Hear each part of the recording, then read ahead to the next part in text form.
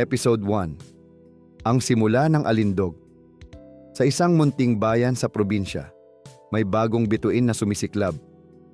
Isang lalaking 30 anyos, gwapo, at may kakaibang alindog, si Dodong. Marami ang napapahanga sa kanyang balingkinitan na pangangatawan at mapanuksong titig. Si Dodong ay hindi basta-basta. Sa bawat hakbang niya sa kalsada, nadarama ng mga tagapakinig ang kakaibang sigla at misteryo. Hindi lamang pisikal ang kanyang kaakit-akit, kundi pati na rin ang kanyang personalidad. Mapagkumbaba, ngunit may lihim na nakatago sa mga matang palaging may kurot ng pangungusap.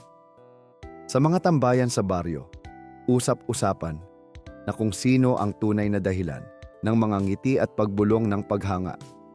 Ngunit sa likod ng kanyang mga titig at ngiti, may isang lihim na unti-unting sisimulang mabunyag. Ano kaya ang kwento sa likod ng alindog ni Dodong? Abangan ang susunod na kabanata. Dito lang sa Ang Kwento ni Dodong. I-like, i-share at i-subscribe na para di mo ma-miss ang mga susunod na pangyayari.